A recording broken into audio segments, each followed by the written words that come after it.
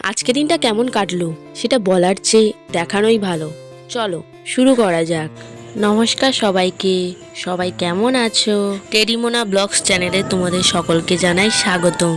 আজ আমার জন্য এবং আমাদের গ্রামের সকলের জন্য খুবই বিশেষ একটি দিন, খুবই শুভ দিন। আর আমি চাই এই শুভ দিনে তোমরা আমার পাশে থেকো। মন্দিরের কাজ শুরু হয়েছিল প্রায় আজ থেকে 6-7 বছর আগে, আর শেষ হয়েছে এই 2026-এ। যে দৃশ্যটা তোমরা এখন দেখতে পাচ্ছ এটা ছিল কয়েকদিন আগের, কয়েকদিন না বেশ কিছুদিন তখন আগেই সবে বলা যেতে সবে পারে। আমাদের মন্দিরটা কিছু কাজ বাকি ছিল সেই সময়কার। আমাদের বুড়ো বাবা না খুবই জাগ্রত। যারা যারা এক মনে ঠাকুরের কাছে কিছু চেয়েছে তাদের সকলের মনস্কামনাই পূরণ হয়েছে। এখান থেকে শুরু করে ঠিক এখান পর্যন্ত সময়টা কিন্তু মোটেও সহজ ছিল না। আজ আমার জন্য খুবই বিশেষ একটি দিন, কারণ এটা আমার প্রথম ব্লগ। তো বন্ধুরা, সময় তখন ভোর 3:30। যেহেতু ঘুম থেকে উঠেই পড়েছি আমার বোনের ডাকে, তো আগে স্নানটা করে আসি, তারপরে তোমাদের সাথে কথা বলছি।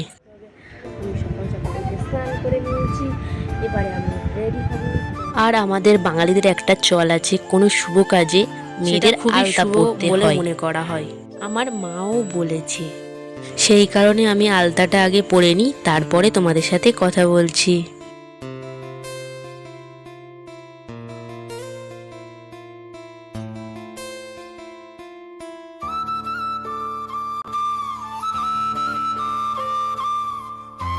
তো বন্ধুরা, শেষমেশ আমার আলতা পরা শেষ হয়ে গেছে। তোমরা দেখতে পাচ্ছ কেমন হয়েছে একটু জানিও। আলতা পরে নিয়েছি, তার সাথে সাথে শাড়িও পরে নিয়েছি। এবারে একটু হালকা সাজুগুজু বাগিয়ে আছে, তো হাতটা কেরম ফাঁকা ফাঁকা লাগছে, তো সেই জন্য চুড়ি কটা পরে নিলাম। কেমন লাগছে একটু কমেন্টে জানিও। এটাই আমার প্রথম ব্লগ, আর এই বিশেষ যাত্রার শুরু করছি আমাদের গ্রামের মন্দির প্রতিষ্ঠার শুভ ও পবিত্র অনুষ্ঠানকে সঙ্গে নিয়ে। যেহেতু আমরা যাব নদীতে এবারে জল আনতে, সেই জন্য আমার কাকা আমার কাছে দিয়ে দিয়েছে এই ছোট মতো কলস। এই নদীর জল নিয়ে মন্দিরের চূড়া থেকে শুরু করে নিচ পর্যন্ত ভালো করে স্নান করানো হবে, তারপরে ঠাকুর প্রতিষ্ঠার পুজো আরম্ভ।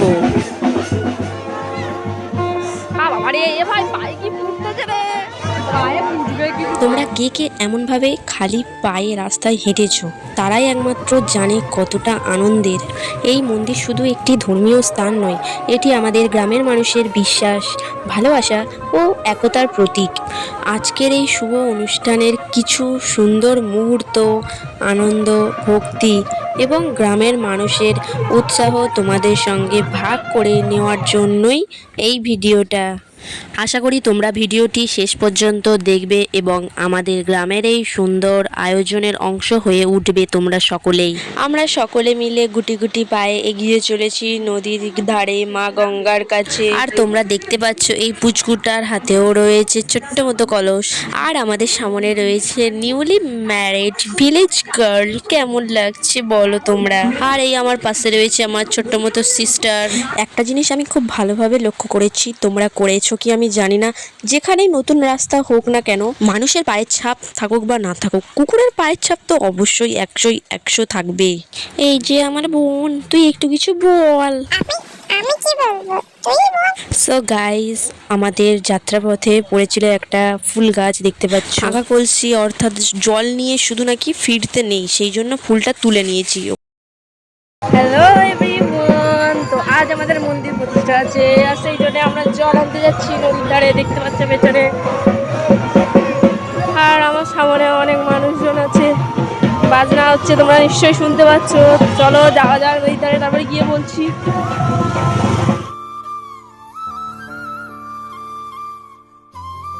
আমার বোন তো অস্থির হয়ে গেছে, বারবার জিজ্ঞেস করছে আর কত দূর, আর কত দূর। আমি তো বললাম যে চলেই এসেছি কাছাকাছি, সত্যি কাছাকাছি চলে এসেছিলাম। আর এই রয়েছে আমাদের দিদা, দেখতে পাচ্ছ আমাদের মাঝখানে, আরও রয়েছে পিছনে সব বৌদিরা। সো এভরিওয়ান, ফাইনালি আমরা চলে এসেছি নদীর ধারে মা গঙ্গাকে নিতে। এত সুন্দর সুন্দর মুহূর্ত দেখালাম, একটা কমেন্ট কি করা যায় না যে কেমন লাগছে আমাদের সকলকে? আর ঢাক ছাড়া তো পুজো অসম্পূর্ণ, তোমরা সকলেই ঢাক বাজলে মানে পুজো পুজো চলে এসছে এমন একটা মনোভাব। আর তোমাদের কার কার ভালো লাগে এই ঢাকের শব্দ কমেন্টে জানিও। সো এভরিওয়ান, ফাইনালি আমরা একটা ভাটার মধ্যে চলে এসেছি। আজ আমাদের অনেকটা আগে আসার কথা ছিল। এই তাসা ব্যঞ্জন ঢোল এনারা এতটা আসতে দেরি করে দিয়েছে যে সেই জন্য আমাদেরকে এতটা পরে আসতে হয়, যখন অলরেডি ভাটা পড়ে গেছে। তাই এবারে কষ্ট করে ছোট নদীর মাঝখানে। তো বন্ধুরা, তোমাদেরকেও একটু এরিয়াটা দেখিয়ে দিই কেমন লাগছে বলো। তোমরা দেখতেই পাচ্ছ কত সুন্দর সারি সারি ইট সাজানো রয়েছে। আর এই হচ্ছে আমি, আর এই হচ্ছে আমাদের নদীর ধার। দেখতে পাচ্ছ হলদিয়া দেখা যাচ্ছে কিন্তু এখান থেকে। আমি আর আমার বোন ভাবলাম যে কেউ নামবে না নিচে, কয়েকজন ছেলে নামবে, তাদের হাতে কলসগুলো দিয়ে দেবে, কিন্তু সেটা আর হলো না। সবাই দেখি তত্তর করে নেমেই চলেছে। আর এদের দেখে আমরাও থাকতে পারলাম না, আমি আমার বোনকে টেনে নিয়ে চলে এসেছি, বলি যাবো চ।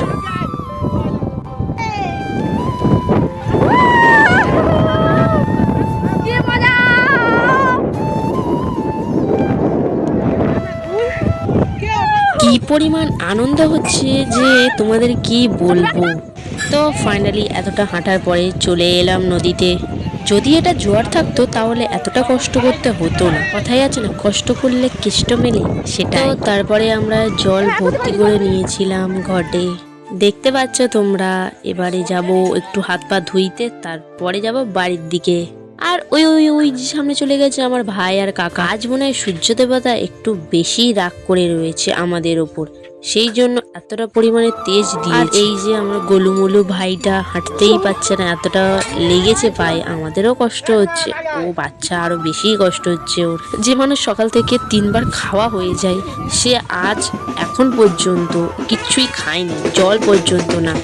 আরে না না, আমার কথা বলছি না, আমার ভাইয়ের কথাই বলছি। তো বন্ধুরা, একটা গুরুত্বপূর্ণ কথা বলছি তোমাদেরকে, যে তোমরা যদি আমার এই ছোট ছোট হাসি, খেলা, মজা, আনন্দ এই সকলের অংশ হতে চাও, তাহলে তাড়াতাড়ি আমার চ্যানেলটাকে সাবস্ক্রাইব করে যেও, যাতে সব থেকে আগে নোটিফিকেশনটা তোমাদের কাছে চলে যেতে পারে। আজ আমরা যে পরিমাণে হেঁটেছি, আমার তো শ্রাবণ মাসে বাবা ভোলেনাথের কথা মনে পড়ে গেল। জল ঢালতে গিয়েছিলে না তোমরা সকলে? আমিও গিয়েছিলাম। তো বন্ধুরা, এবারে আমাদের বাড়ি ফেরার পালা। বাড়ির কাছাকাছিও চলে এসেছি, আর একটু বাকি রয়েছে। যেহেতু সত্যি কথা বলছি, এর মতো আনন্দ আমার আগে কোনোদিনও হয়নি। দেখতে পাচ্ছ, যেহেতু আমি কাদায় নেমেছিলাম, আমার পা গোটা কাদা ভর্তি হয়ে গেছে। আর শাড়ির কালার তো বলাই না, এত সুন্দর হয়ে গেছে। আমরাই ছিলাম শেষ কজন যারা লাস্টে এসেছি। যেহেতু আমরা সকলে জল নিয়ে চলে এসেছি, সেহেতু এবারে 3 পাক ঘুরে মন্দিরের ওপরে ওঠার পালা। তারপরে গিয়ে না জলটা ঢালবো। আর ঠাকুর মশাইরা এদিকে তো পুজোর অনুষ্ঠান শুরুই করে দিয়েছে, যাবতীয় জোগাড় বলো যা কিছু। আর এই হচ্ছে আমি ঘরটাকে মাথায় করে নিয়ে প্রদক্ষিণ করতে চলে এলাম। ওই দেখতে পাচ্ছ যে সকলের জল ঢালছে, ওখানেই উঠবো আমরা সবাই মিলে। আজকের দিনেও মানুষজনের এত তাড়া আমি জানতাম না। এ বলে আমাকে ছেড়ে দাও, ও বলে আমাকে ছেড়ে দাও, এ বলে আমাকে যেতে দাও, ও বলে আমাকে যেতে দাও। সেই ঝগড়ার মাঝখানেই পড়ে গেলাম আমরা সকলে। তাই আমরা সিদ্ধান্ত নিলাম যে আমরা সবার শেষেই উঠবো। আর যারা ভয় পাচ্ছিল, যেতে পারবে না ওপরে, তারাই মন্দিরের গায়ে জল ঢেলে দিচ্ছিল। আর আমি ফোনটা ওপরে নিয়ে যাওয়ার সাহসই পাইনি, কিন্তু ওপরে গিয়েছিলাম। যেহেতু আজ আমার প্রথম ব্লগ, সেই জন্য আমার সাথে পরিচয় হয়ে তোমাদের কেমন লাগলো কমেন্টে জানাতে ভুলো না। ভালো লেগে থাকলে একটা ছোট্ট করে লাইক করে যেও। দেখা হচ্ছে পরের ভিডিওতে।